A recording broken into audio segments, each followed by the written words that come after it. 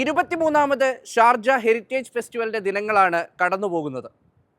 പ്രാചീന അറബ് സംസ്കാരവും പൈതൃകവുമൊക്കെ കണ്ടും തൊട്ടും അനുഭവിച്ചറിയാനുള്ള വേദിയാണ് ഷാർജ ഹെറിറ്റേജ് ഫെസ്റ്റിവൽ.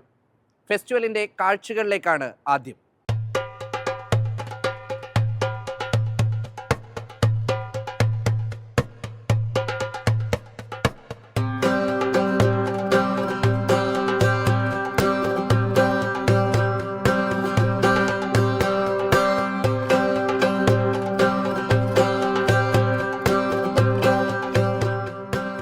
ഷാർജ സാംസ്കാരിക വകുപ്പും ഇൻസ്റ്റിറ്റ്യൂട്ട് ഓഫ് ഹെറിറ്റേജും ചേർന്നാണ് ഷാർജ ഹെറിറ്റേജ് ഫെസ്റ്റ് സംഘടിപ്പിക്കുന്നത്. സംസ്കാരത്തെയും പൈതൃകത്തെയും എന്നും ചേർത്ത് പിടിക്കുന്ന ഷാർജ ഭരണാധികാരി സുൽത്താൻ ബിൻ മുഹമ്മദ് അൽ ഖാസിമിയുടെ സർവ്വ പിന്തുണയും ഫെസ്റ്റിനുണ്ട്. ആകെ 7 നഗരങ്ങളിലായാണ് ഫെസ്റ്റ് നടക്കുന്നത്. ഹാർട്ട് ഓഫ് ഷാർജയാണ് പ്രധാന വേദി. ഗോർഫക്കാൻ, കൽബ, ദിബ്ബ അൽ ഹിൻ, മെലീഹ, അൽദദ്, അൽ ഹംരിയ എന്നിങ്ങനെ 6 ഇടങ്ങളിലും ഈ കാഴ്ചകൾ കാണാം.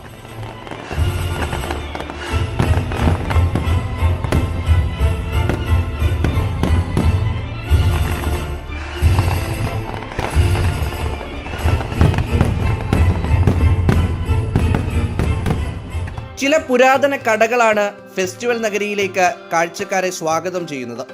പിന്നാലെ ലൈബ്രറികൾ കാണാം. ശേഷം ചെന്നുകയറുന്നത് ചില അടിപൊളി കാഴ്ചകളിലേക്കാണ്.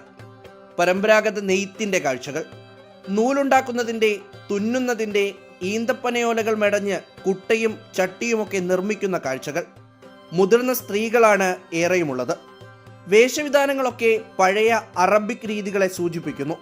ഓരോരുത്തരോടും സംസാരിക്കുമ്പോൾ വളരെ പ്രൗഢിയോടെ, അഭിമാനത്തോടെയാണ് ഓരോന്നും വിശദീകരിച്ചു തരുന്നത്. തങ്ങളുടെ സംസ്കാരത്തെക്കുറിച്ചും പൈതൃകത്തെക്കുറിച്ചും സംസാരിക്കുമ്പോൾ അവരുടെ ഉള്ളിലൊരു തിളക്കമുണ്ട്.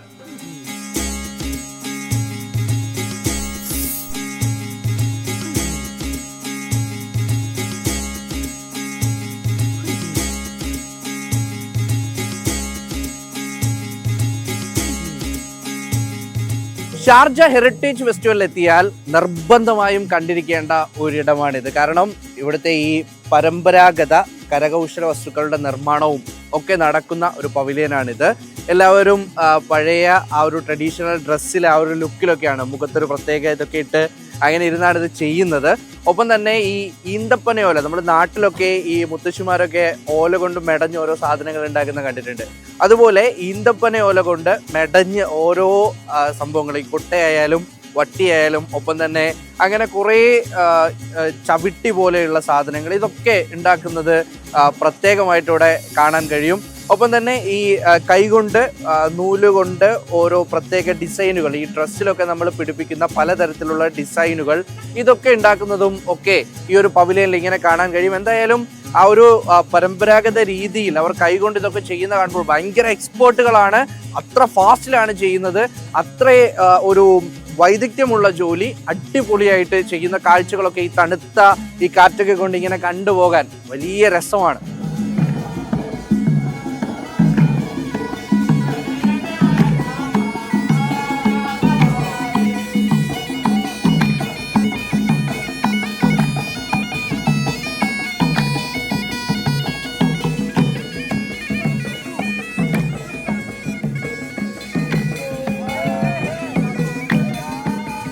വിവിധ തരം കലാപ്രകടനങ്ങൾ ഷാർജ ഹെറിറ്റേജ് ഫെസ്റ്റിന്റെ മുഖ്യ ആകർഷണമാണ്. പണ്ടുകാലത്ത് സൗഹൃദവും സന്തോഷവും പങ്കിട്ടിരുന്നത് ഇത്തരം പാട്ടുകളിലൂടെയായിരുന്നു. ഓരോ തൊഴിലെടുക്കുന്നവർക്കും പലതരം പാട്ടുകളാണുള്ളത്.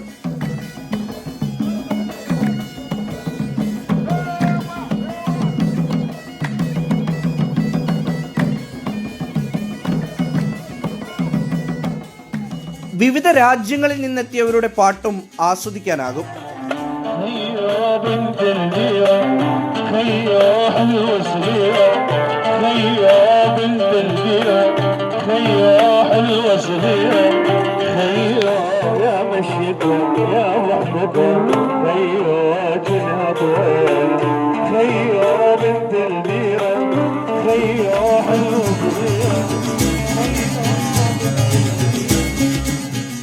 പ്രാചീന ഭക്ഷണങ്ങൾ ഒരുക്കുന്നത് കണ്ടു പഠിക്കാനുള്ള വേദി കൂടിയാണ് ഹെറിറ്റേജ് ഫെസ്റ്റിവൽ.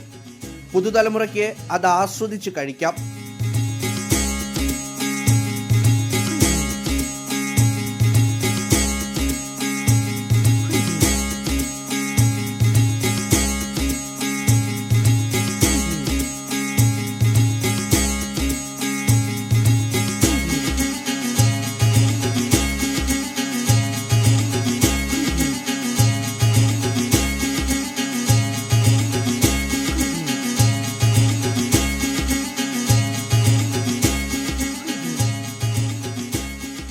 കഴിഞ്ഞ തവണ വന്നിട്ടുണ്ട്, അതിന് മുന്നത്തെ തവണ വന്നിട്ടുണ്ട്. അടിപൊളിയാണ്. ഈ തണുപ്പല്ലേ, തണുപ്പത്ത് ഇങ്ങനെ കണ്ടിടക്കാൻ നല്ല രസമാണ്. കൂട്ടുകാരൊക്കെ ആയിട്ട് കഴിഞ്ഞ പ്രാവശ്യം വന്നതാണ്, വൈഫുള്ള സമയത്ത് വന്നിട്ടുണ്ട്. പക്ഷേ അറബിക് ഫുഡ്സ് നല്ല രസമാണ്, അറബിക് ഫുഡുകൾ നല്ല രസമുണ്ട്. പിന്നെ കുറച്ചുകൂടെ കാണാനുണ്ട്, അങ്ങോട്ടേക്ക് കുറച്ച് ഭാഗങ്ങൾ കണ്ട് തീർക്കാനുണ്ട്.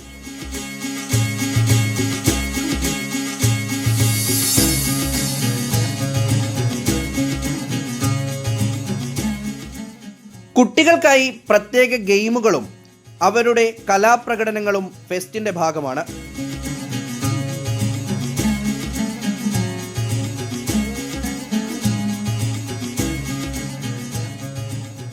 എനിക്ക് തോന്നുന്നത് ഞങ്ങളിവിടെ വന്ന ആ സമയം മുതൽ ഏകദേശം 20 വർഷമായി.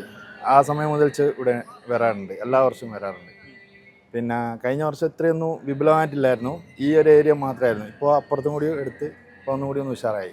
ഇവിടെ ഇവരെ ട്രഡീഷണൽ ഫുഡ് തന്നെ മെയിനായിട്ട് ഫുഡാണ് കൂടുതലും ഇഷ്ടപ്പെട്ടത്.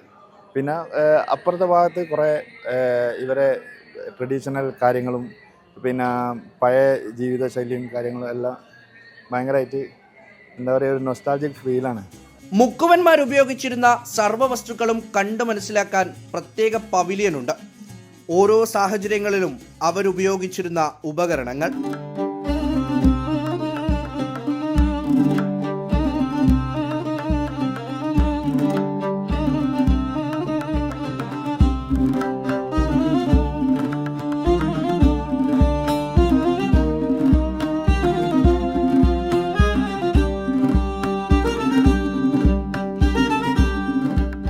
അരിയും ഗോതമ്പുമൊക്കെ പൊടിപ്പിക്കാനുള്ള പഴയ സൂത്രപ്പണികൾ കൗതുകമുണർത്തുന്നതാണ്. പഴയ അടുക്കള കാഴ്ചകളും സൽക്കാര രീതികളുമൊക്കെ എന്ത് രസമാണ്. നമ്മുടെ നാട്ടിൽ നമ്മൾ ഈ അരയ്ക്കാനും പൊടിക്കാനും ആട്ടാനും ഒക്കെ കുറേ ഉപകരണങ്ങൾ ഉപയോഗിക്കാറുണ്ട്. അപ്പോൾ അത് നേരത്തെ ഈ അമ്മിക്കല്ല്, ആട്ടുകല്ല്, അരകല്ല് അങ്ങനെയൊക്കെ ആയിരുന്നു. പക്ഷേ പിന്നീട് ഇപ്പോൾ അത് മിക്സിയും ഗ്രൈൻഡറും ഒക്കെ അതിൻ്റെ സ്ഥാനം പിടിച്ചു കഴിഞ്ഞു. അപ്പോൾ ഇവിടെ വന്നപ്പോൾ ട്രഡീഷണലായിട്ട് ഈ ഗോതമ്പൊക്കെ അരയ്ക്കുന്ന ഒരു യന്ത്രം, നല്ല പാടാണ്, നല്ല കട്ടിയുണ്ട്. അപ്പോൾ ഇത് കണ്ടിട്ടുണ്ട്.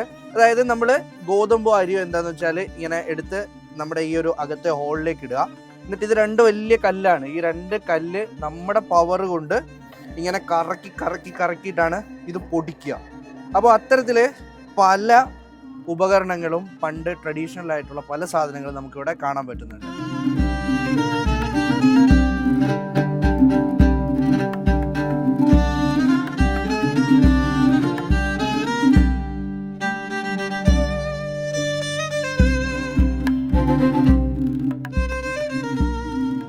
പണ്ട് കൃഷിക്കായി വെള്ളം കോരിയിരുന്നത് എങ്ങനെയായിരുന്നു എന്ന് കാണണ്ടേ. വലിയ ആഴമുള്ള കിണറ്റിലേക്ക് തുകൽ കൊണ്ടുള്ള അല്ലെങ്കിൽ ഓല കൊണ്ടുള്ള തൊട്ടി ഇറക്കും. ശേഷം കന്നുകാലിയുടെ കഴുത്തിൽ ആ കയർ കുരുക്കും. കന്നുകാലി മുന്നോട്ട് പോകുന്നതനുസരിച്ച് തൊട്ടി പൊങ്ങി വരും. ആ വെള്ളം ആദ്യം ഒരു സംഭരണിയിലേക്കും പിന്നീട് ചാലുകളിലേക്കും പോകും.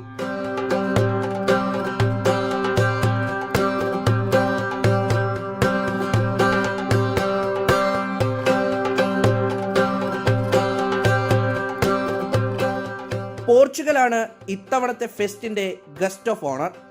പഴയ തുന്നൽ രീതി മുറുകെ പിടിക്കുന്ന യുവതലമുറയിലെ ചിലരെ പോർച്ചുഗീസ് പവലിയനിൽ കാണാനായി.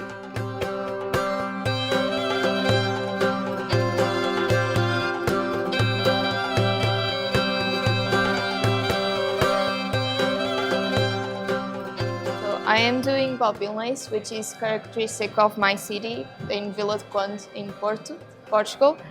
And it basically, we can use this to clothing or pieces of jewelry, basically anything, because we do the drawing before, so we can do drawings of anything, and then we make the lace on top of the drawing, and then we take it out and we can apply it to whatever we want, basically. really. I mean, printing it doesn't have the same value, and it's not really the same thing because it's not the same pattern, it's not the same quality, so it is not the same thing, even though it is faster, and nowadays everything is very industrialized. But this has magic in these strings, and printing it takes all the value away, and it's basically a tradition that I think it should be kept. തണുത്ത കാറ്റുകൊണ്ട് കറങ്ങി നടന്ന് കണ്ണിനും മനസ്സിനും കുളിർമയേകുന്ന കാഴ്ചകൾ കാണാൻ ഒരു പ്രത്യേക സുഖമാണെന്ന് കാഴ്ചക്കാർ പറയുന്നു. ഇതിൻ്റെ ഉദ്ദേശം എന്ന് പറഞ്ഞാൽ ഈ ആധുനിക കാലഘട്ടത്തിലെ കുട്ടികൾ മൊബൈലിലും പിന്നെ ഇൻ്റർനെറ്റും അതും ഇതൊക്കെ ഉപയോഗിക്കുന്ന കുട്ടികൾക്ക് ജനറേഷന് ഇവരെങ്ങനായിരുന്നു വളർന്നു വന്നത്, എങ്ങനായിരുന്നു ജീവിച്ചിരുന്നത്, എന്തൊക്കെയായിരുന്നു ഇവിടെ ഉണ്ടായിരുന്നത് എന്ന് ഈ ന്യൂ ജനറേഷനെ ബോധ്യപ്പെടുത്താനും പിന്നെ ഇവിടെയുള്ള എല്ലാവർക്കും ഈ തണുപ്പ് കാലത്ത് ഒത്തുകൂടാനുള്ള ഒരു മേളയാണിത്. 10-23 വർഷമായിട്ട് ഇത് നിരന്തരം തുടർന്നുകൊണ്ടിരിക്കുകയാണ്.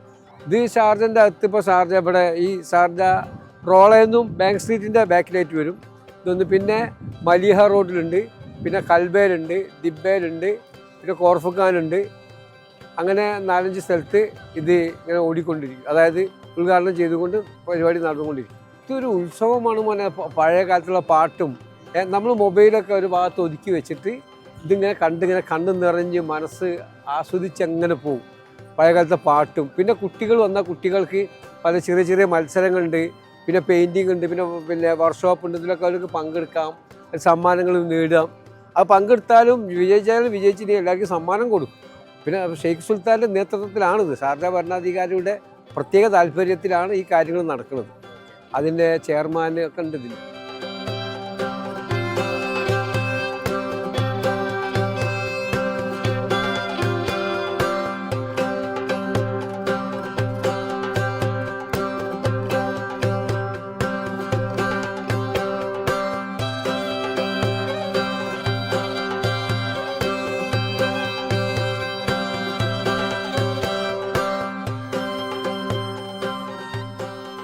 പഴമയ്ക്ക് എപ്പോഴും ഒരു മാധുര്യമാണ്.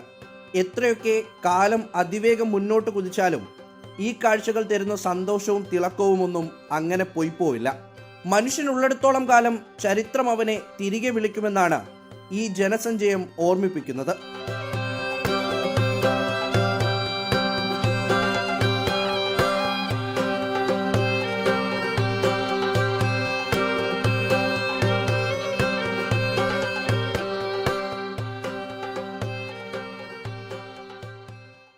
ലോകത്തെവിടെയായാലും ഏത് സമയത്തും 24 വാർത്തകളും ഓഗ്മെന്റഡ് റിയാലിറ്റി പാക്കേജുകളും എക്സ്പ്ലെയിനറുകളും വിശദമായി കാണാൻ ഞങ്ങളുടെ യൂട്യൂബ് ചാനൽ നിങ്ങൾക്ക് സബ്സ്ക്രൈബ് ചെയ്യാം.